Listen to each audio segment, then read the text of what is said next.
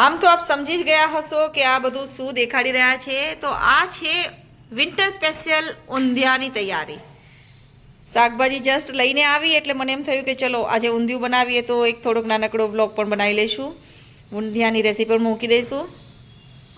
અને આવતીકાલે ઓળો બનાવીશ તો એના માટે પણ અત્યારે હું ઓળાના રીંગણાને એવું લાવી છું. તો ચલો હવે આ બધા શાકભાજી સુધારવાનું, એને ફ્રાય કરવાનું, મુઠિયા બનાવવાના, એ બધી તૈયારી કરીએ. આ બધી જ વસ્તુ ચોપ કરી સરસ મજાનું ધોઈ અને તૈયાર કરીને રાખી દીધું છે. તો આને આપણે ફ્રાય કરવાનું, આને પણ ફ્રાય કરવાનું. આ બધી જ વસ્તુ ફ્રાય કરવાની. ફક્ત આ વાલ છે, વટાણા છે અને આ તુવેર છે, એ ત્રણ વસ્તુને આપણે બોઇલ કરશી. આ રીંગણાને હું આમાં ભરીને નાખું છું, મરચાં પણ ભરીને નાખું છું, આ કોથમરી ઉપરથી પણ નાખશું અને અંદર પણ નાખશું. આ મેથીના મુઠિયા બનાવવા માટે રાખ્યું છે મેં. અને આ કેળું છે, એ સ્કીપ કરી શકો છો, નાખવું હોય તો નાખવાનું અને ટેસ્ટ ન ભાવે તો નહીં નાખવાનું. પણ એ શાકભાજી બધું તૈયાર થઈ જાય પછી મૂકવાનું છે એના અંદર. એને પણ ભરીને મૂકી શકીએ છીએ. હજી પણ છે આ બટેટા. આ બધું જ તૈયાર થઈ ગયું છે. હવે હું એ બધી વસ્તુને ફ્રાય કરીશ. હવે હું પહેલાં જે વસ્તુ ફ્રાય કરીને મૂકું છું આના અંદર ઊંધિયામાં, એ હું આપને લિસ્ટ બતાવી દઉં. આ બટેટા છે ફ્રાય કરવાના, કોબીને પણ ફ્રાય કરવાની, આ સક્કરિયા છે, આ ગાજર છે, આ ટિંડોરા છે, આ ફ્લાવર છે, આ વાલોર છે, આ રીંગણા છે, એને પણ હું ફ્રાય કરીશ અને આ મરચાંને પણ. ઓકે, હવે આ જે મસાલો છે એ રીંગણામાં હું ભરીશ, પ્લસ આ મરચાં છે એ પણ ભરવાના છે. તો એના અંદર હું આ મરચું અને ગરમ મસાલો નહીં નાખું, બાકીનો આ જ મસાલો હું મરચાં ભરવામાં પણ વાપરીશ. રીંગણા ભરવામાં મરચું અને ગરમ મસાલો બધું જ છે.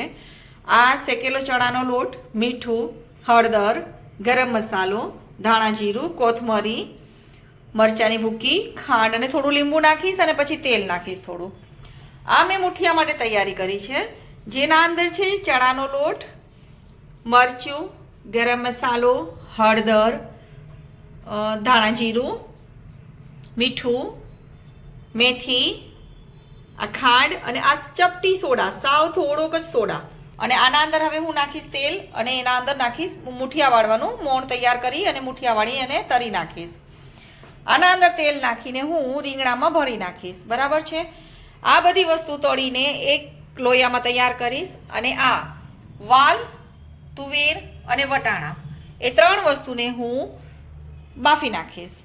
એટલે મારું ઊંધિયું તૈયાર થઈ જશે.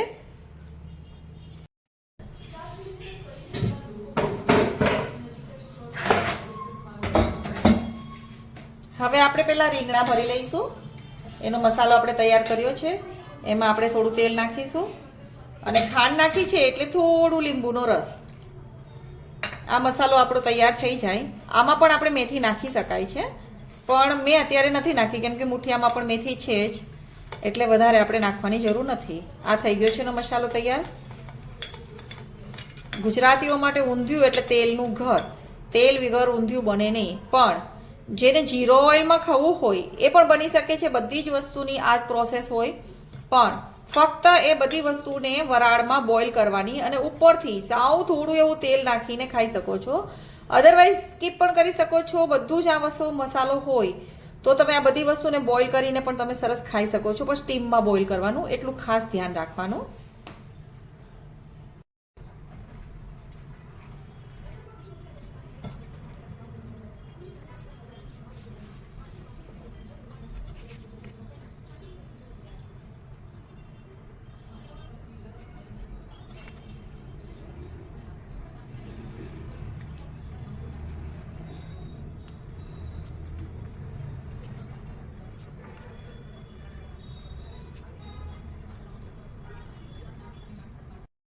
આ મુઠિયાની પણ આપણે તૈયારી કરી લઈએ. હવે એમાં પણ આપણે મેથી, ખાંડ, સાજીના ફૂલ, મરચું, ગરમ મસાલો, ધાણા જીરું, હળદર બધું નાખ્યું છે. એમાં પણ આપણે થોડું લીંબુ જોશે. આ સોડા ઉપર નાખીએ અને પછી આપણે નાખીશું તેલ. તેલ આમાં થોડું વધારે નાખવાનું, તો મોણવાળા મુઠિયા હોય તો એ ખાવામાં સરસ લાગે છે.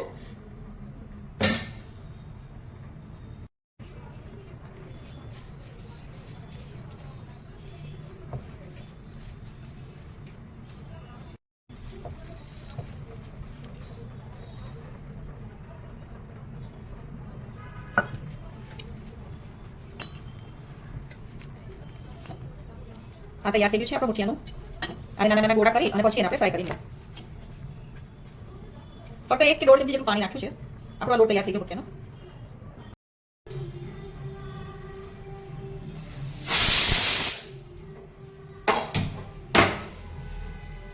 હવે આપણે આ બધી જ વસ્તુને ફ્રાય કરી નાખશું.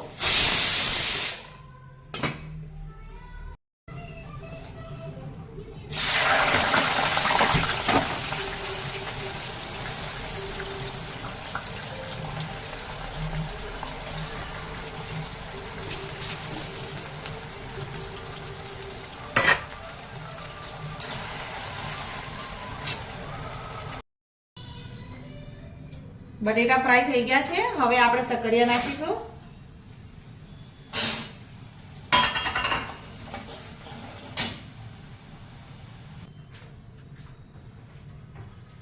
હવે આપણે ટિંડોરા નાખશું એમાં.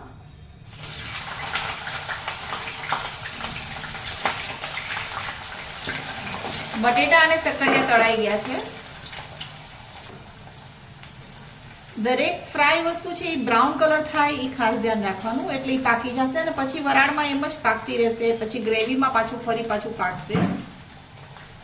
ઊંધિયું આમ જુઓ તો લીલા ચણા વિના અધૂરું લાગે, પણ આજે અવેલેબલ નહોતા એટલે પછી મેં લીલા ચણા નથી નાખ્યા, એટલે કે જીંજરાના દાણા એ આજે નથી હાજર. અને આમ પણ ઊંધિયામાં મેં પહેલા કીધું એવી રીતે જ ભીંડી અને કારેલા સિવાયની બધી જ વસ્તુ આમાં પડે છે. અમે લોકો ડુંગળી લસણ નથી નાખતા એટલે આમાં નથી નાખ્યા, નહીં તો લીલી ડુંગળી, લીલા કાંદા, લીલું લસણ એવું બધું નાખી શકાય, પણ એ લીલા ઊંધિયામાં એ બધું પડે, આમાં નથી પડતું. ટિંડોરા પણ બ્રાઉન કલરના થઈ ગયા છે, આપણે એને કાઢી લઈશું.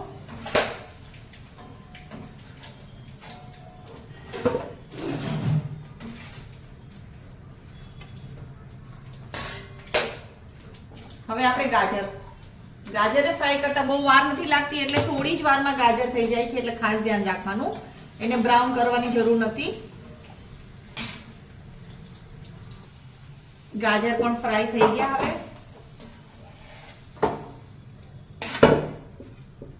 હવે આપણે નાખશું આમાં ફ્લાવર. એને પણ વાર લાગતી નથી, એટલે ખાસ ધ્યાન રાખવાનું, તરત જ પાકી જાય છે. ત્યાં સુધીમાં આપણા આ પણ તૈયાર થઈ ગયા છે, જે વાલ, વટાણા અને તુવેર જે બાફવા મૂક્યા હતા એ પણ રેડી થઈ ગયા છે. હવે આપણે વાલોર ફ્રાય કરશું. ઊંધિયું બનાવતા હોય એટલે પ્લેટફોર્મ ચાહે ગમે એટલું મોટું હોય ને તો પણ આપણને ટૂંકવું જ પડે. આમ પણ ગૃહિણીઓને ક્યારેય પ્લેટફોર્મ મોટું લાગતું જ નથી.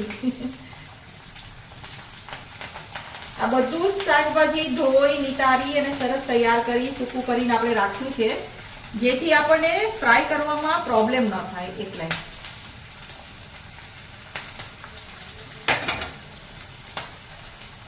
એ ફ્રાય થાય છે ત્યાં સુધીમાં આપણે બીજા ગેસ ઉપર વઘાર મૂકી દઈએ.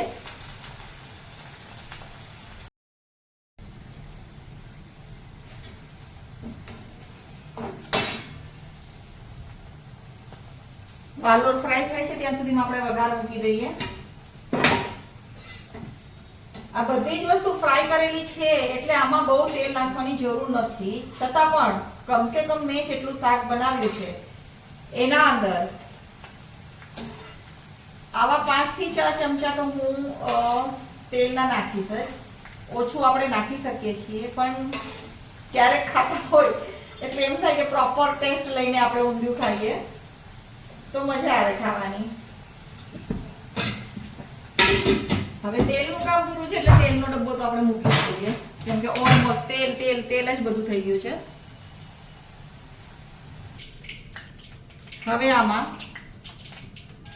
કોબી મૂકું છું ફ્રાય કરવા. એને પણ બહુ વાર નહીં લાગે, તરત થઈ જશે. થોડું કરીને નાખીએ તો પણ ઘણું બધું શાકભાજી થઈ જાય છે.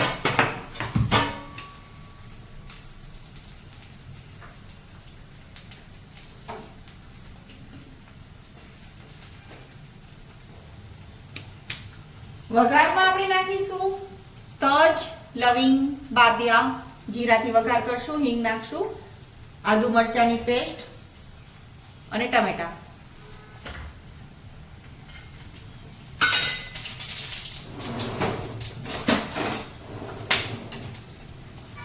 આદુ મરચાની પેસ્ટ,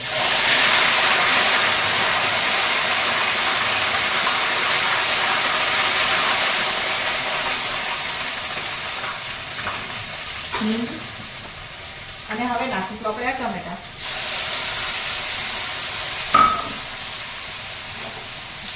એ ધીમા તાપે ફ્રાય થાય ત્યાં સુધી આપણે આપણું બીજું શાકભાજી તળી લઈએ. હજી પણ આપણે મુઠિયા તળવાના બાકી છે, ભરેલા રીંગણા તળવાના બાકી છે, પછી લગભગ આપણું શાક તૈયાર થઈ જશે. થોડોક ધીમો રાખો ને અવાજ. હવે આપણે મરચા ફ્રાય કરશું, જે મેં ભરીને રાખ્યા છે તૈયાર. ત્યાર પછી કેળા ફ્રાય કરશું. આ મરચા પણ આપણા ફ્રાય થઈ ગયા છે. હવે રીંગણા તળવાના છે, કેળા તળવાના છે અને મુઠિયા.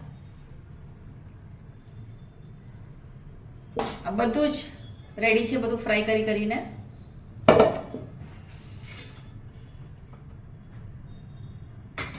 ભરેલા બ્રિંજલ,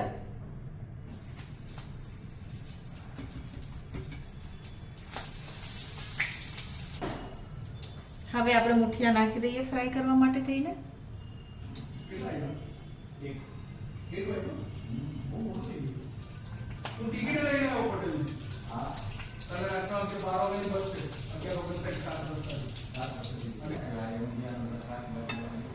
આપણે આ ફ્રાય રીંગણા, ફ્રાય મરચા અલગથી રાખ્યા છે એટલે સાવ મેસઅપ ન થઈ જાય બધી સબ્જીની સાથે, એટલે ઉપરથી નાખશું આપણે. જ્યારે શાકનું આખું બધું લોયું તૈયાર થઈ જશે ને ત્યારે, એટલે પીરસવામાં પણ ઈઝી રહે.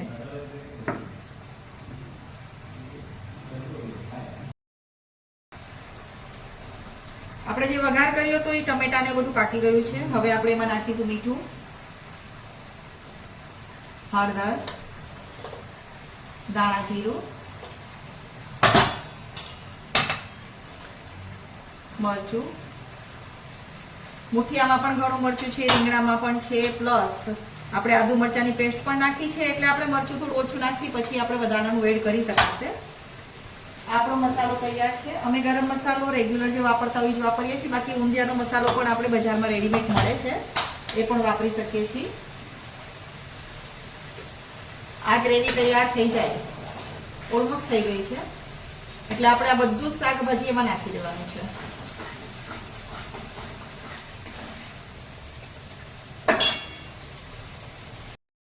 હવે આપણી આ ગ્રેવી તૈયાર થઈ ગઈ છે, એટલે એના અંદર પહેલા આપણે બોઇલ જે રાખ્યું હતું વટાણા, વાલ અને તુવેર, એ આપણે પહેલા નાખી દઈએ. પછી બધું આ શાક, આ બધું જ ફ્રાય શાક બધું એમાં નાખી દેશું આપણે. હવે બધું જ વેજીટેબલ આપણું તૈયાર થઈ ગયું છે, ગ્રેવીમાં મિક્સ થઈ ગયું છે. હવે આપણે એમાં ઉપરથી મરચા,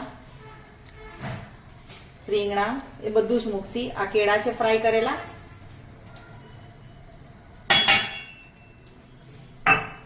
આમાં દેખો આપ જોઈ શકો છો. ઊંધિયું પીરસતી વખતે આપણે બધી જ વસ્તુ 1 by 1 આપણે પેલામાં મૂકવાની પ્લેટમાં, એટલે બધાને બધી જ વસ્તુ મિક્સ મળે. તૈયાર છે આપણું આ ઊંધિયું. હવે ઉપરથી આપણે ખાલી કોથમરી નાખવાની રહી.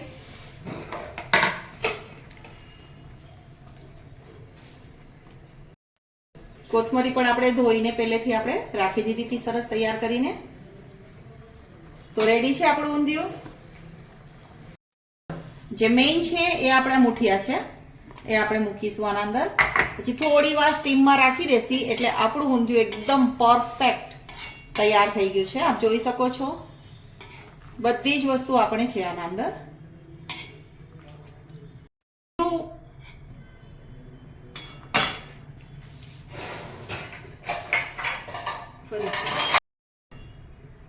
ઊંધિયું પીરસવું પણ એક કળા છે. આ બ્રિંજલ લીધું, આ બીજા બધા વેજીટેબલ લીધા, બનાના પણ લેશું આપણે સાથે.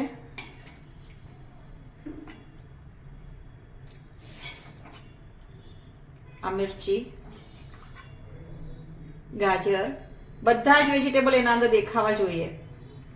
આ છે બનાના, એટલે બધા જ્યારે મિક્સ કરીને ખાશે ત્યારે બધું જ શાક એની હાથમાં આવશે.